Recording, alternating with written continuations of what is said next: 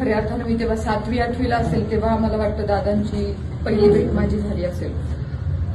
माझ्या वडिलांमुळे माझा दादांच्या सोबत सहवास असायचा. खऱ्या अर्थानं कणखर बोलणं, स्पष्ट बोलणं, होतं हो नाहीतर नाही तर नाही असा त्यांचा स्वभाव खऱ्या अर्थानं महाराष्ट्रानं कुठंतरी गमावलाय. दादा काम करायचे म्हणून दादांना नेहमीच काम करणारा माणूस आवडायचं. त्यांचा काम करणाऱ्या माणसामध्ये जीव असायचा. म्हणून जेव्हा विधानसभेला माझ्या वडिलांची सीट पडली तेव्हा आपल्या इकडचे कार्यकर्ते गेले, काही लोक गेले, दादा डायरेक्ट त्यांच्या तोंडावर म्हणाले, का रे तुम्हाला चांगलं काम करणारे माणसं नको का?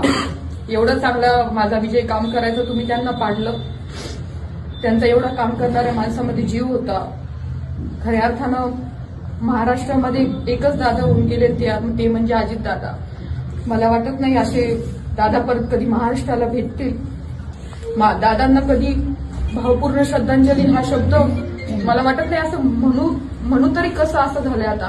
कारण का आजही इथं बसून असं वाटतं की मंत्रालयात दादा आपले कामं करायलेत, असे अजूनही वाटते की कुठेतरी मीटिंगमध्ये अजून असे वाटते की ते कुठेतरी सभेमध्ये आपल्यासाठी बोलत आहे. म्हणजे एवढा काम करणारा नेता. काल दादा गेले पण दादाच्या कामाची पावती सोडून गेले आपल्या सगळ्यांच्यासाठी. शेवटी दादांनी पण त्यांचं काम आपण सगळ्यांनी पाहिलं. एवढं दादांनी सगळ्यांच्यासाठी केलं आणि शेवटी दादा पूर्ण महाराष्ट्राला पोरकं करून गेले. ज्यांच्या जीवावर राजकारण केलं ते म्हणजे दादा तेच राहिले नाहीत तर कधी कधी म्हणजे खूप कठीण परिस्थिती आहे. राजकारणामधली पूर्ण मजा निघून गेल्यासारखी गेली. खरंच खूप अत्यंत वाईट दशा सगळ्या कार्यकर्त्यांची आहे, पूर्ण महाराष्ट्राची आहे. कारण का दादांना महाराष्ट्रातली म्हणजे राजकारणात काय बोलावं हेच समजत नाहीये, शब्द काय काढावं तेच निघत नाहीये दादांच्या बद्दल.